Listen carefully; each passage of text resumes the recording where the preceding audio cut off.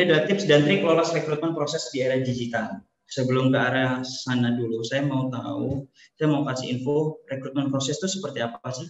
Jadi rekrutmen proses kalau saya pengalaman adalah kita akan bagi beberapa tahapan atau nanti akan kita step by stepnya. Dari yang pertama administration selection, kemudian nanti interview HR, biasanya adalah kemudian interview user ini adalah nanti yang atasan dari teman-teman semuanya ketika memang sudah bergabung.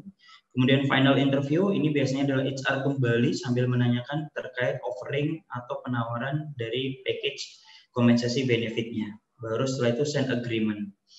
Dan di setiap, kalau saya dulu pernah bikin presentasi, ini adalah saya bikinkan piramida, di mana administration selection itu kita akan bersaing dengan banyak orang. Tapi semakin ke arah kanan, otomatis semakin ke proses selanjutnya, itu kita bisa melihat bagaimana potensi kita dan bagaimana saingan kita yang sudah semakin sedikit tapi semakin kuat saingannya. Kemudian dari 6 proses saya akan bagi menjadi 3 tahapan. Tahap yang pertama HR selection, user selection, dan final selection. Lolos HR selection. Apa sih yang termasuk HR selection? Yang pertama adalah administrasi, kemudian interview HR dan psikotes. Nah, yang perlu disiapkan nih, saat ini kita memasuki era digital. Segala sesuatu adalah semua by media sosial. Nah, kita yang sebelum ke arah kita mau bekerja, pastikan dulu teman-teman kenali tingkat kemampuan dan kemauan dari teman-teman semuanya. Jadi, jangan mencari sebuah pekerjaan itu berdasarkan saya butuh Pak, saya butuh Bu. Tapi kemudian teman-teman teman-teman saja tidak merasa kalau memiliki kemampuan di situ. Atau bahkan teman-teman, waduh saya kalau kerja di sini dan keterima nanti enjoy nggak ya? Atau kalau bahasa kita passionnya ada nggak ya? Passion saya di sini nggak ya? Kalau saran saya, better jangan diteruskan. Kalau memang teman-teman sudah nggak merasa, oh saya nggak ada kemampuan dan kemauan. Karena dari situ akan menjadi teman-teman bukan terjerembab ya. Saya lebih tepatnya adalah teman-teman akan memaksa dan teman-teman akan ibaratnya segala ketika berangkat kerja nggak enjoy, kemudian nanti mau ada di lingkungan kerja juga nggak enjoy karena juga saya juga nggak nyaman Pak dengan kemampuan saya dan kemauan saya itu nggak senang saya bekerja di sini. Kenapa kok diterima? Atau kenapa kok melamar ya? Karena saya butuh. Nah itu yang kita hindari di awal itu. Pasti pertanyaan dari tim rekruter adalah seberapa pantas teman-teman untuk menempati posisi ini, atau kenapa sih teman-teman, pasti kan ada pertanyaan kenapa teman-teman melamar untuk posisi ini kan seperti itu. Nah kemudian yang kedua adalah CV yang terbaik. Jadi CV yang terbaik ini yang saat ini lagi saya ngomong lagi booming juga. Jadi kita bikin biasanya kan banyak tuh aplikasi pembuatan CV yang kayak contohnya yang lebih modern, yang sudah nggak blank form dari HVS biasa, sekarang sudah ada format-formatnya. Tapi jangan lupa, ketika kita semakin kita banyak tampilan, itu juga tidak membuat nyaman mata dari rekruter. Akan terkesan sebagai alay, akan terkesan sebagai ribet, dan akan terkesan sebagai kenapa ya kok ada yang lebih simpel dan menarik tapi kok dibuat sebagai ribet seperti itu. Kemudian yang akan perlu kita persiapkan di awal sendiri ketika teman-teman melakukan pengiriman CV, pastikan jangan pernah atau kurangi menggunakan email-email yang bersifat alay. Dalam tanda kutip biasanya adalah pakai A udah pakai kan gitu kan ya, nanti cimut, bahasa-bahasa yang seperti itu. Better ketika memang profesional kita gunakan email-email yang minimal dalam menggunakan nama atau kemudian tanggal lahir atau mungkin nama sama tahun lahir. Kemudian apa yang perlu dipersiapkan kembali, otomatis interview dengan HR, psikotes banyak sekarang ya, latihan-latihan psikotes. Psikotes itu saya rasa gini, kalau saya ngomong, saya selalu bilang sama tim saya, psikotes tidak menjadi acuan utama karena psikotes itu adalah di mana kondisi pada saat itu. Jadi jangan pernah belajar dalam tanda kutip belajar yang getu untuk psikotes, atau belajar yang benar-benar teman-teman yang seakan-akan kalau selama saya ada 9 kotak saya harus gambar yang pertama yang apa, kemudian gambarnya seperti apa. Mengalir benar-benar karena memang perasaan teman-teman itu yang kita butuhkan. Jadi natural dari teman-teman itu yang kita butuhkan. Ketimbang teman-teman memaksakan, oh kalau semua gambarnya nanti untuk yang gambar terakhir usahakan gambar orang yang lagi beraktivitas lah. Padahal teman-teman sendiri juga bingung orang beraktivitas seperti apa. Kan gitu. Jadi saran saya ketika ngomong psikotes itu adalah hadapi minimal adalah siapkan kondisi fisik, siapkan kondisi mental untuk teman-teman bisa besoknya datang di tempat proses rekrutmen dengan yang fresh. Di situ akan teman-teman mengeluarkan aura-aura atau mengeluarkan energi-energi positif. Kemudian yang terakhir, untuk yang perlu dipersiapkan HR selection ini adalah teman-teman harus mengetahui tadi seperti yang saya sampaikan di awal. Kita harus mengetahui nih kemampuan dan kemauan kita. Cocok tidak sih dengan gambaran tugas dan tanggung jawabnya.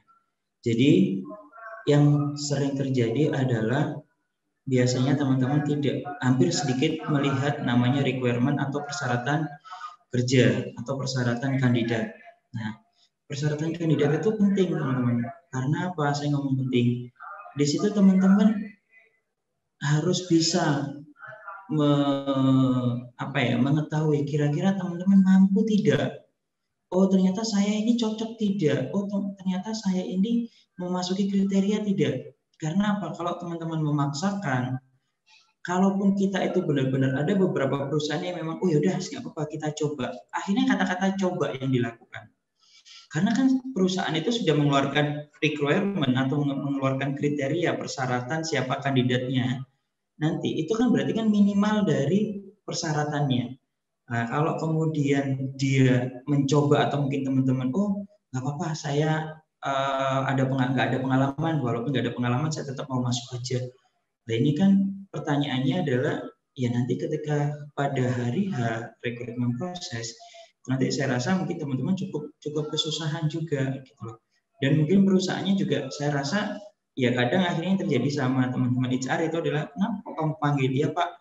Dia nggak apa-apa Pak, mungkin kita coba siapa tahu bagus. Nah ini yang saya nggak pernah senang, saya nggak pernah ACC teman-teman dari tim rekruter saya. Ketika dia di bawah persyaratan, kita memaksakan. Saya bilang kasihan, dia datang ke tempat kita atau dia menyempatkan diri untuk proses rekrutmen, tapi kamu tahu bahwasanya dia nggak ada pengalaman, dia nggak ada ini, seperti itu. Sehingga karena kalau kita memang benar-benar fresh graduate, ya fresh graduate memang, oh iya ini ada lowongan untuk yang benar-benar fresh graduate, atau memang untuk yang pernah magang aja, atau mungkin pernah PKL di sini. Tapi kalau sudah berpengalaman di dunia industri dengan jabatan seperti ini ya minta tolong untuk kita pahami kembali. Kemudian yang kedua adalah di bawah pasti akan diinfokan sama si recruiter tersebut atau mungkin dalam job postingnya, di mana nanti gambaran tugasnya itu seperti apa sih, itu kita pelajari. Sehingga apa? Bukan teman-teman hanya, oh saya ingin menjadi staff purchasing, saya ingin menjadi staff admin. Kemudian ditanya administrasi seperti apa yang baik, bingung. Kemudian kamu kenapa kok cocok sebagai admin? Oh iya Pak, saya punya pengalaman organisasi dan lain-lain. Nah ini padahal kita pengennya adalah, oh iya Pak, karena sesuai yang saya baca di tempat Bapak membutuhkan administrasi yang seperti ini dan saya merasa diri saya cocok. Kenapa saya merasa cocok? Karena saya punya keahlian, saya punya kemampuan untuk memanage pekerjaan-pekerjaan itu Pak.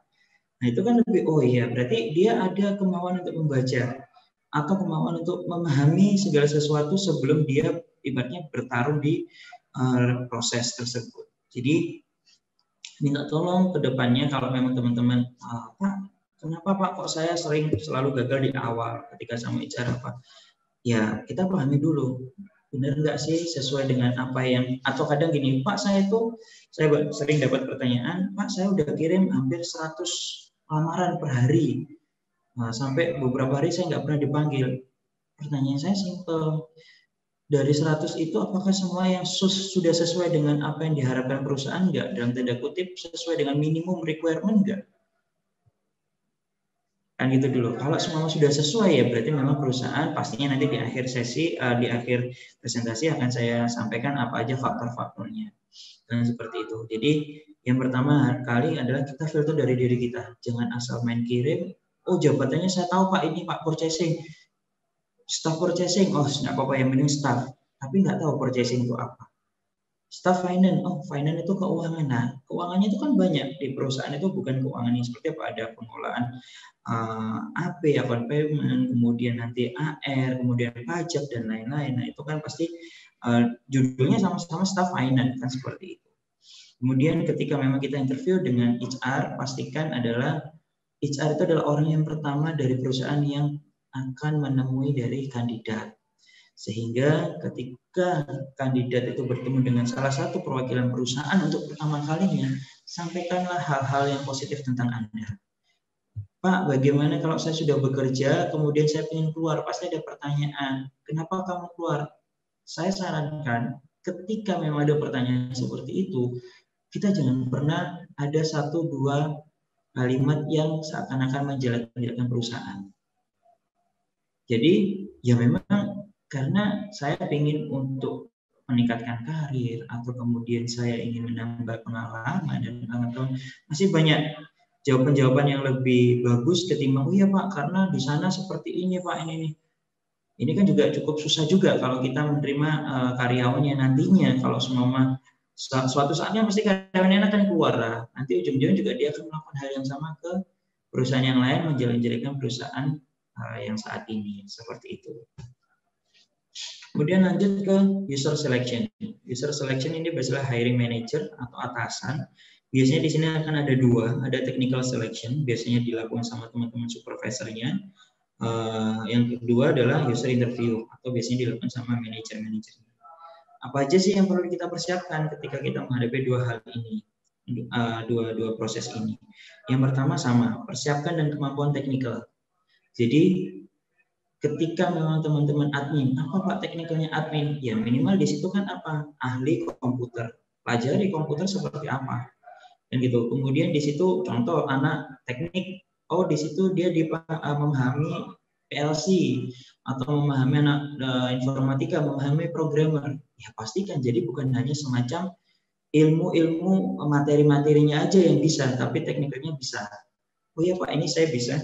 Karena apa? Suatu saat pasti ada beberapa user yang benar-benar ingin ada tes namanya tes technical ini tadi. Jadi kalau saya mau bikin program ini, gimana rumusnya atau gimana bahasa pemrogramannya?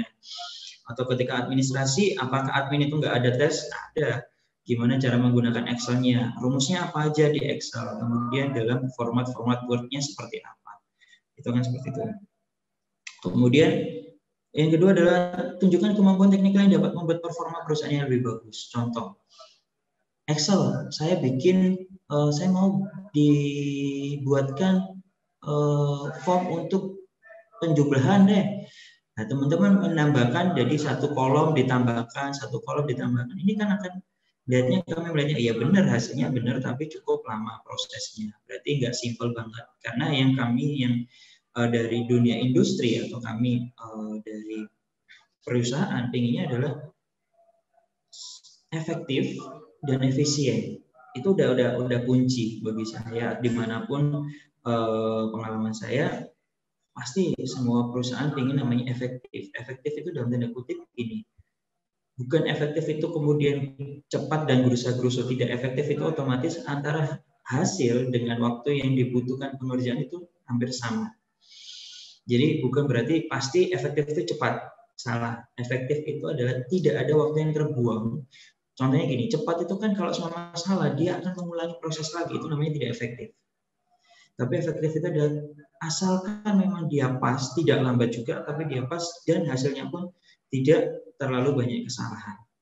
Kemudian lebih performa perusahaan biasanya dalam untuk yang saat ini, di era-era yang saat ini otomatis ya dengan digitalization-nya seperti apa. Kalau teman-teman udah mungkin yang sudah berumur seperti saya, kita nggak bisa nampilkan kan kayak semua, kayak contoh di HR ya.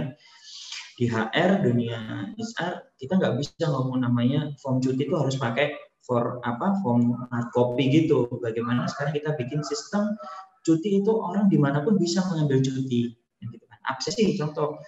Kita kayak dunia pendidikan, mungkin anak-anak sekolah dulu waktu awal-awal pandemi bingung ketika absensinya gimana. Kalau di perusahaan itu sudah hampir beberapa tahun ketika sudah memang benar-benar 4.0 ini sudah diluncurkan itu sudah gimana caranya dimanapun orang itu bisa untuk absensi, login, dan meeting pun itu dimanapun kita harus mudah untuk melakukan itu, nggak harus kemudian kita kumpul di satu tempat untuk melakukan meeting atau melakukan absensi seperti itu.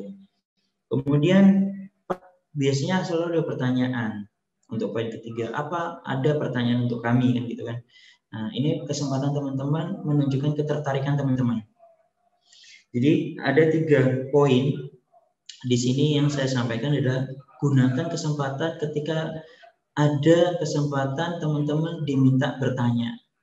Tanyakan 3 hal ini. Yang pertama adalah tanyakan orang atau kandidat seperti apa, karyawan seperti apa yang nantinya diharapkan oleh hiring manager. HM itu adalah hiring manager atau user untuk dapat bergabung di timnya. Kemudian yang kedua adalah tunjukkan ketertarikannya dengan apa? Tanyakan tantangan kerja atau objektif dari posisi yang dilamar.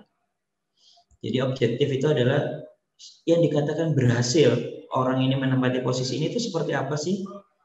Oh, dia akan bekerja dengan cepat, dia akan bekerja dengan tepat, dia akan bekerja dengan banyak orang yang seperti apa.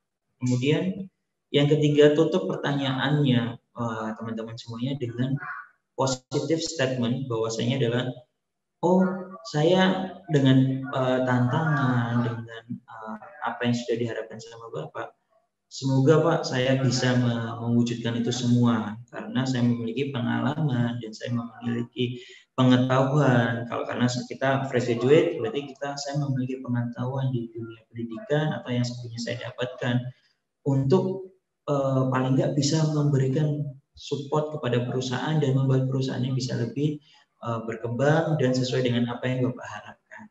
Itu adalah statement positif yang kita ingin dengar nih. Berarti memang ada ketertarikan. Jangan ketika ditanya apakah ada pertanyaan untuk kami, pertanyaan klasik ya. Yang pertama adalah Pak, jam kerjanya jam berapa sampai jam berapa, kemudian Pak hari kerjanya apa aja, kan gitu kan ya. Kemudian status kerja bolehlah status kerja untuk memperjelas kan gitu kan. Cuma status kerja dijawab, oh iya nanti kita kontrak atau oh iya probation. Nah, kalau probation nanti seperti apa Pak kalau nggak lolos. Jadi kenapa kita worry dengan hal seperti itu kalau memang kita merasa diri kita itu bisa dan mampu.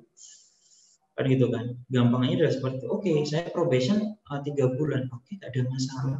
Karena saya yakin saya akan bisa melalui probation ini. Itu yang harus kita mindset kita sebagai pencari kerja itu adalah seperti itu, bukan kemudian waduh saya nanti probation 3 bulan kemudian kalau nggak lolos gimana ya, kan gitu kan. Pertanyaan-pertanyaan selalu akhirnya kita melihat loh, kamu belum berjuang udah ketakutan kalau kamu nggak lolos. Ya harusnya pertanyaannya itu malah ya udah Pak kita siap untuk ini, berarti saya akan tunjukkan dalam masa probation tersebut, karena probation itu bukan sarana untuk kita melihat dalam tanda kutip orang-orang itu mampu bertahan atau tidak, bukan, tapi lebih ke arah tunjukkan atau kita ingin melihat kemampuan dari teman-teman, sehingga pressure pun jarang dilakukan. Yang akan di perusahaan akan lakukan adalah kita memberikan kesempatan, kita akan memberikan peluang dari teman-teman untuk bisa mengeksplor dari teman-teman, gitu loh. Jadi jangan terlalu takut dengan namanya probation, apalagi nanti Pak kontrak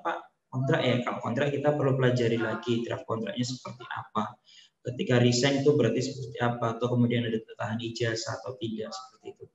Jadi kontrak pun ya kita juga nggak usah terlalu yang worry ketika memang nggak ada tahan ijazah, nggak ada tahan apa, karena juga di undang-undang yang terbaru, Undang-Undang 11 tahun 2021, di mana kontrak pun tetap ketika resign atau ketika sudah selesai kontrak dia akan mendapatkan uang pesangon, kan gitu kan, ganti rugi masa kerja dan lain-lain.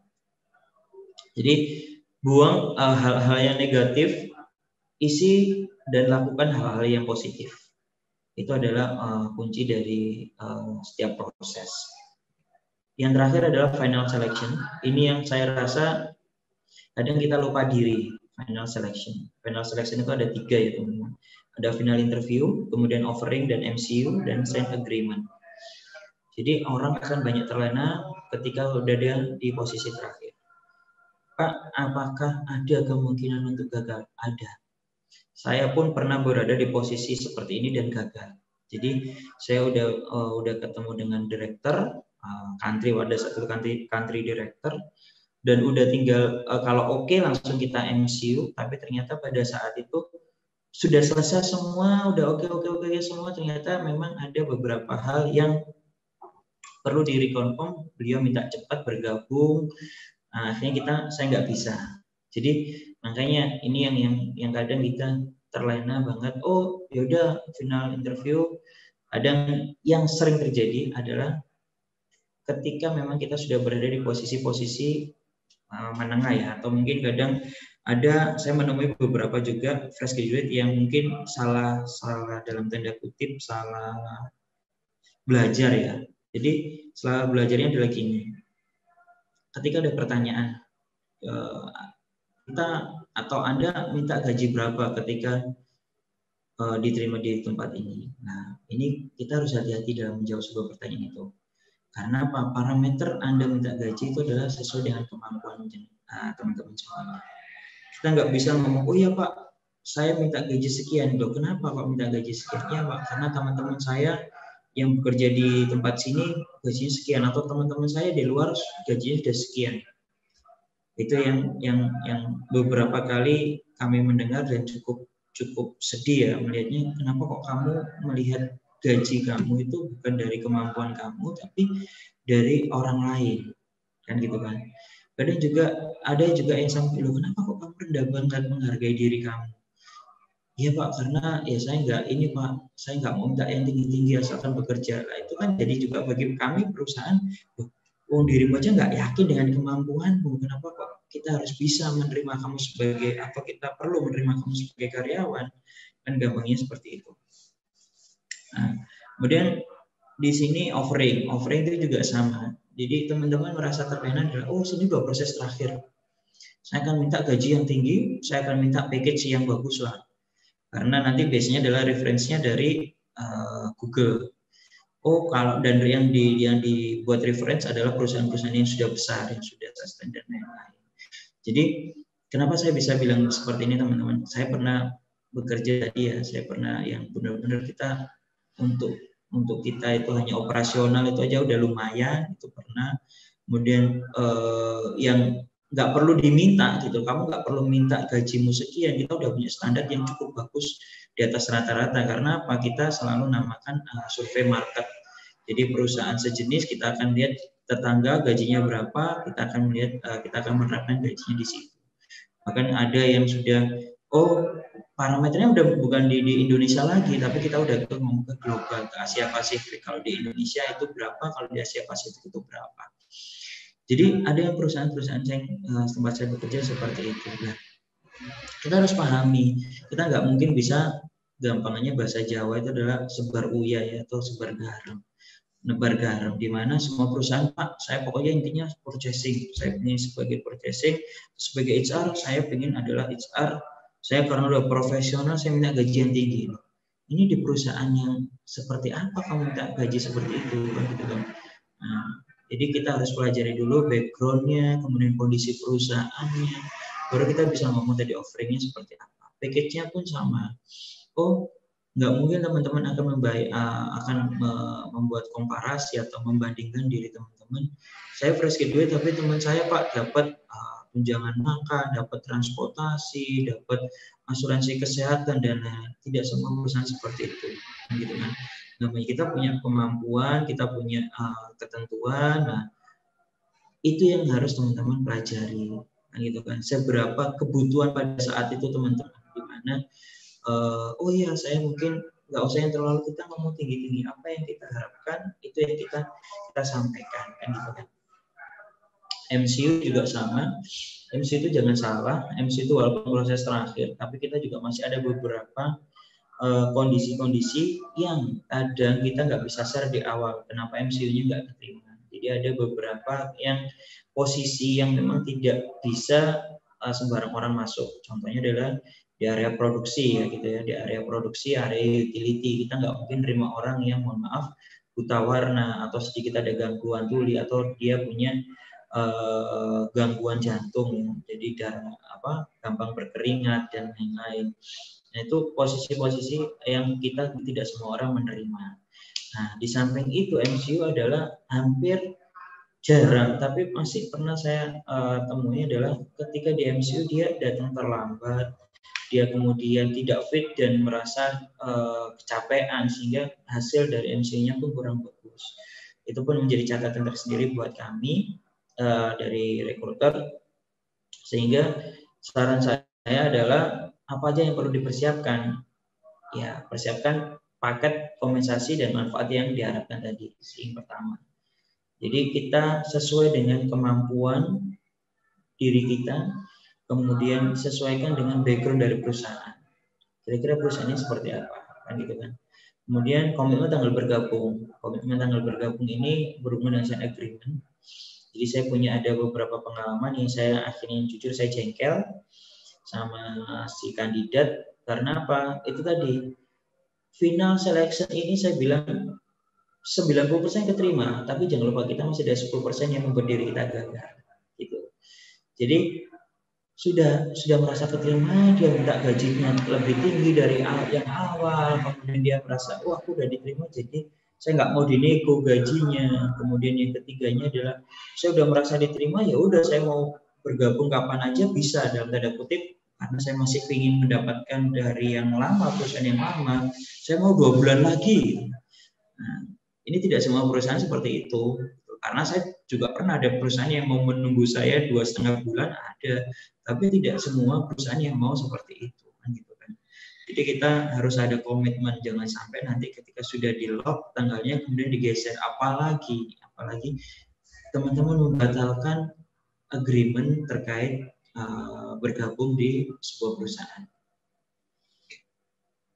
Sanksi secara hukum tidak ada, teman-teman. Jadi sanksi secara hukum memang tidak ada karena teman-teman hanya melakukan agreement untuk bergabung, tapi di situ tidak ada pasal ketika ada pembatalan teman-teman akan dipidanakan atau akan diproses secara hukum. Jadi tidak ada kekuatan hukum yang dapat memproses dari gagalnya bergabung. Tapi jangan lupa kami semua HR itu pasti terhubung antara satu perusahaan dengan perusahaan yang lain. Pertama.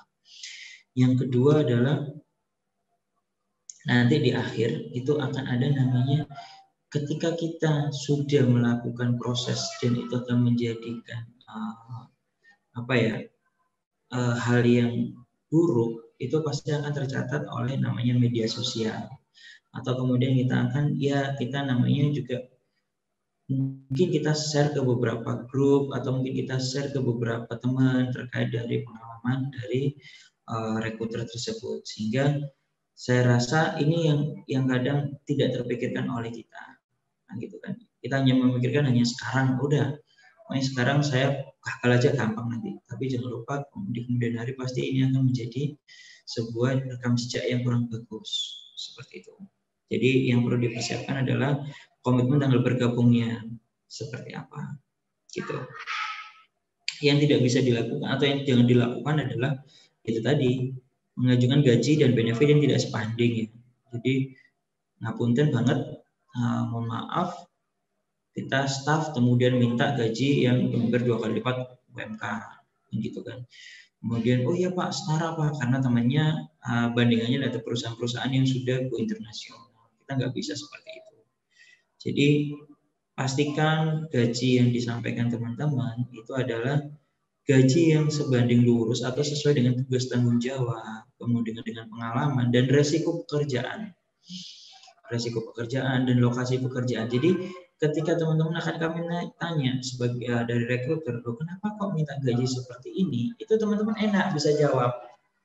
Teman-teman, oh iya Pak, karena saya memiliki pengalaman, saya punya keahlian di sini. Oh iya Pak, karena rumah saya jauh sehingga saya butuh transportasi untuk ke sini dan sana. Oh iya Pak, karena saya butuh membawa keluarga saya ke sini sehingga seperti ini. Itu masih kita lebih masuk akal ketimbang kok kenapa bisa sampai sejauh itu mintanya kan gitu kan. Ya karena untuk kehidupan nggak cukup Pak. Wah ini kan repot juga kehidupannya seperti apa kan gitu kan. Oh iya Pak, karena saya dengar di sini seperti ini, atau teman saya di tempat lain S1 juga bayarannya segitu Pak. Nah ini yang kita kadang melihatnya adalah di mana tidak ada komitmen atau tidak ada dasar dari teman-teman untuk mengajukan gaji tersebut, gaji dan benefit tersebut, seperti itu. Ini yang menarik di era digital. Ya, yang pertama adalah kami perusahaan sudah menggunakan media sosial sebagai sarana job posting. Jadi kalau dulu zaman saya masih awal-awal itu saya melihat lowongan itu di koran, kemudian di kantor pos, itu saya masih ingat ya, zaman saya lulus kuliah itu atau mungkin pada saat saya kuliah saya ingin cepat bekerja, itu saya melihat, dan salah satu perusahaan yang BAP itu saya dapatnya di lowongan di kalau nggak salah di salah satu koran nasional. Jadi dari situ kemudian kita harus kirim hard copy-nya ke perusahaan tersebut. Sekarang kita sudah menggunakan media sosial, nah, sehingga teman-teman nggak bisa ngomong, waduh Pak saya nggak tahu Pak Instagram, atau saya nggak tahu Pak nanti alamat emailnya atau alamat webnya perusahaan ini perusahaan itu. Nah ini teman-teman yang harus banyak di ini, kan gitu kan ya. Kemudian yang kedua adalah profil akun jaringan sosial dari teman-teman harus selalu update. Itu karena apa? Rekrutmen proses era digital, kita kadang yang saya lakukan pun kadang tidak selalu serta-merta itu dari yang melamar gitu. Jadi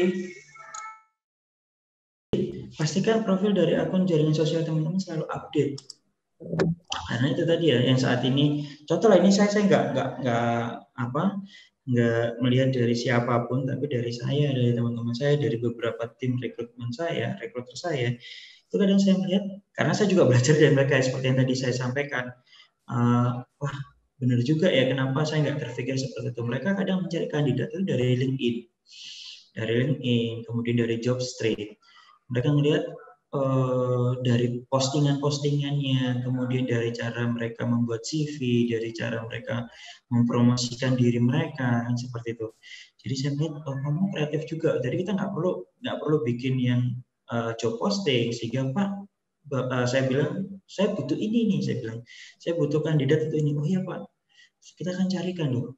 Kita nggak perlu posting dulu, nggak dulu Pak, kita coba saya carikan yang kalau memang sudah profesional atau mungkin apa, kita coba carikan, atau yang mungkin fresh graduate untuk yang ini kita carikan Pak. Mereka ternyata mencarinya dari akun-akun sosial media, gitu kan.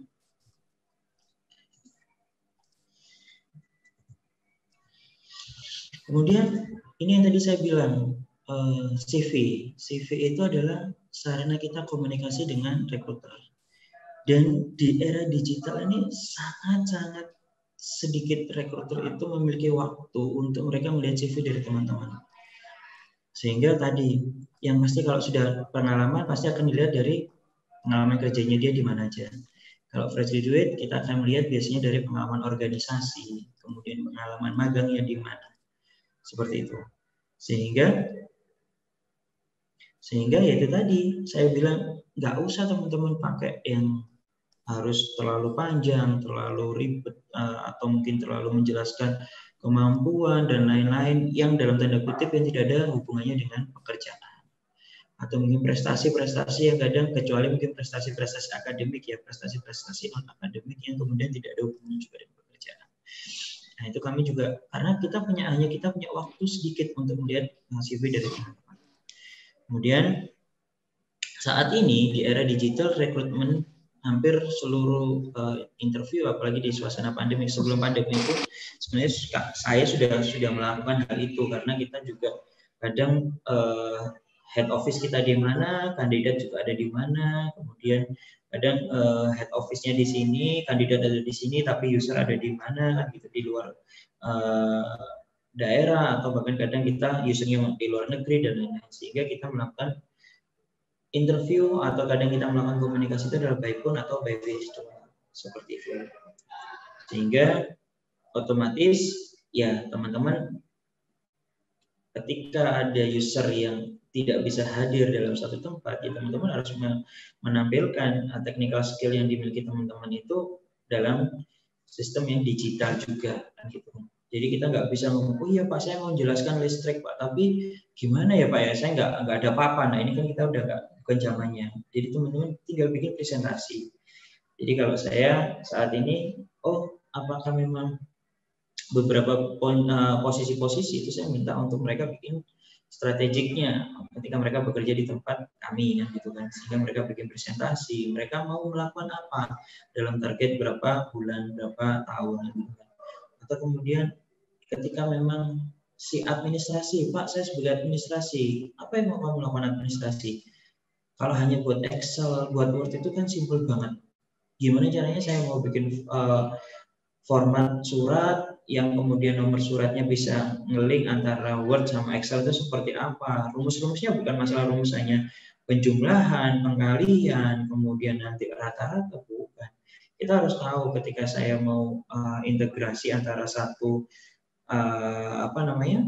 satu sheet dengan sheet yang lain, satu workbook dengan workbook yang lain, kan gitu kan. Itu kita harus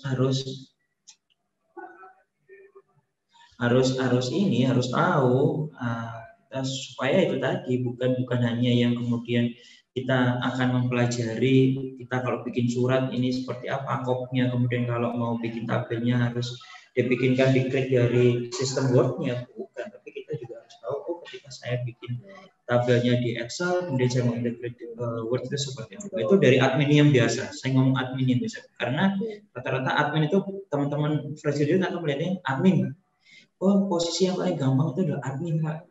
Tidak semudah yang teman-teman bayangkan kalau kita memang benar-benar mau sekali masuk memasukkan lamaran dan interview dan kemungkinannya cukup besar untuk diterima, kan seperti itu. Kemudian saya ngomong technical skill lebih banyak orientasi ke sistem digital. Mungkin di sini juga ada beberapa alumni atau beberapa dari teman-teman yang jurusan teknik atau kemudian jurusan dari farmasi dan mungkin yang sifatnya ada teknikal banget.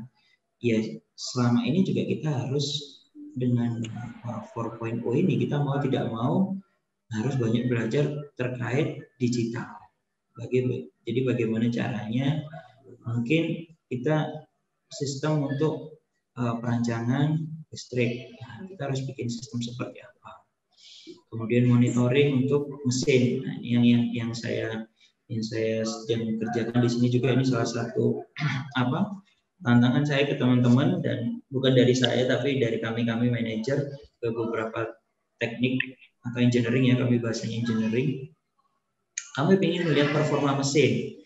Nah, sehingga performa mesin yang kami pakai itu tetap berada di posisi yang prima, sehingga dia harus menghitung berapa jam dia dalam bekerja, kemudian dia harus bisa menghitung ketika kapan dia harus persiapan untuk maintenance dan lain-lain. Sudah nggak perlu cek maintenance secara manual.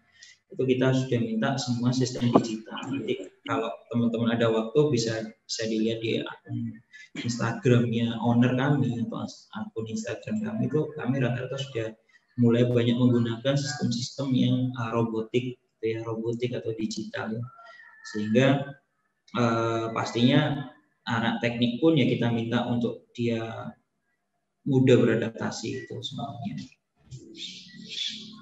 Kemudian yang tadi memiliki kemampuan menggunakan aplikasi virtual meeting. Jadi kalau mungkin teman-teman saat ini baru, oh iya Pak saya baru pandemik mengenal namanya Zoom, mengenal namanya Google Meet dan lain-lain. Kalau kami di dunia kerja udah hampir lama menggunakan namanya Teams, MS Teams ya, kemudian Skype, kemudian Zoom sama Google Meet. Nah ini teman-teman jadi jangan sampai saya bingung mau interview tapi saya nggak bisa menggunakan Skype-nya atau saya nggak bisa menggunakan Teams-nya, padahal di situ sudah ada link-nya dan caranya seperti apa. Nah ini harapannya adalah dengan materi ini teman-teman harus, ternyata bukan Zoom aja loh, sekarang banyak ya, Google Meet sudah tahu, kemudian nanti Skype, pelajarin Skype mungkin kan jarang nih tahuan Skype nanti seperti apa. MS Teams, Microsoft Teams, itu juga dipelajari Microsoft Teams penggunanya seperti apa. Dan itu kita harus familiar dengan cara penggunaannya, cara gimana kita share screen, kemudian cara kita mengajukan pertanyaan kalau memang itu nggak bisa dalam bentuk yang voice gitu kan, harus dalam bentuk chat itu seperti apa gitu sih. Nah, ini yang terakhir teman-teman untuk di era digital. Ini yang tadi sempat saya singgung di beberapa slide sebelumnya, atau mungkin yang di slide ini untuk di poin nomor 2 ya. Rekam jejak media sosial assessment. Jadi saat ini itu kita hampir, kalau saya sudah hampir 2 tahun lebih, saya selalu sebelum ada Instagram dulu saya menggunakan Facebook. Saya selalu minta teman-teman semuanya itu melihat kandidat itu ketika sudah fix semuanya, itu kita akan cek namanya rekam jejak dari sosial medianya, media sosialnya. Jadi contohnya adalah apa Pak yang mau dilihat Pak? Satu itu tadi, selain daripada yang teman-teman menggagalkan sign agreement, yang paling sering terjadi adalah posting-postingan yang bersifat provokatif atau provokator ya. Jadi provokator kan orangnya provokatif. Jadi gampangannya adalah ada isu-isu yang kemudian menjadi hot isu di nasional gitu ya, di media sosial. Nah ini teman-teman ikut andil. Yang kadang kita belum tahu kebenarannya. Yang kadang kita belum tahu, oh iya Pak, saya karena gini teman-teman, tidak semua orang itu akan melihat segi positif, karena semua orang akan melihat segi negatif daripada segi positif. Kita boleh menyebarkan segala sesuatu itu, tapi kalau yang saat ini yang lagi di booming disampaikan sama Polri, sebarkan yang baik, dan kalau memang tidak lebih baik jangan disebarkan, atau tidak ada manfaatnya tidak perlu disebarkan. Jadi bedakan antara teman-teman ini mendukung dalam tanda kutip, contohnya adalah mendukung agama, ras, dan apa. Tapi hati-hati juga ketika mendukung itu bisa jadi nanti akan timbul namanya fanatik, akan timbul namanya akan menjelek-jelekan lawan dari agamanya tersebut atau lawan dari rasnya tersebut. Dan bagi kami orang teman-teman HR, kita kalau dari media sosial aja kita bisa melihat wah orang ini gampang terprovokasi ya, gampang sekali ya terprovokasi, bahaya kita mempekerjakan orang-orang seperti ini. Kemudian yang kedua adalah oh orang ini terlalu apa ya, banyak mengumbar segala sesuatu itu ke media sosial. Jadi kalau kita bisa bilang itu dikit-dikit curhat, nah ini kan tidak semua perusahaan itu kan nyaman dengan hal itu. Apalagi ada beberapa perusahaan, kalau kita mau perusahaan nasional atau multinasional company, dia akan melindungi banget namanya confidential data. Jadi situ hanya sekedar foto, itu kadang kita nggak boleh disebar. Kalau teman-teman sekarang saat ini lihat di Instagram saya atau Instagramnya PT Cosmic, itu kita masih bisa melihat namanya proses produksi. Kalau saya di tempat saya sebelumnya atau beberapa tempat saya sebelumnya, masuk area produksi itu kita udah nggak boleh bawa namanya kamera. Atau kita berfoto, bersuah foto atau selfie di depan beberapa mesin yang punyanya kami, itu udah nggak boleh. Itu kita namanya confidential data. Jadi ada confidential agreement kita untuk tidak menyebarkan confidential data. Nah, itu akan sangat berpengaruh ketika apa? Ketika ada contoh nih, ada internal memo libur Lebaran, gitu ya, kemudian diposting. Di situ mungkin ada kata-kata yang mungkin seharusnya tidak diketahui sama orang luar menjadi diketahui. Nah itu udah kita nggak boleh. Ya. Terus tadi yang nggak terverifikasikan lagi adalah apa? Kalau kemudian foto itu disalahgunakan, di crop tanda tangannya kah, atau di crop crop suratnya, itu akan menjadi masalah. Terus kemudian yang ketiga adalah ketika kita ngomong curhat ya tadi. Curhat dia, kalau curhat itu adalah bersifatnya adalah positif dalam tanda kutip. Oh, alhamdulillah saya mendapatkan rezeki ketika bekerja di sini ini kan gitu. Tapi kalau kemudian curhatnya itu curhat negatif, kan, aduh capek kerja di sini, nggak pernah dihargai dan apa, itu kan sama juga menjelek-jelekan perusahaan atau mencemarkan nama baik perusahaan. Sehingga bagi kami kenapa kok social media assessment itu adalah penting dilakukan. Karena apa? Kalau dia tuh terlihat vokal banget dalam media sosial, ini akan menjadi pengaruh tersendiri bagi kami. Gitu kan? Karena bagi kami orang pintar itu tidak harus kemudian dikit-dikit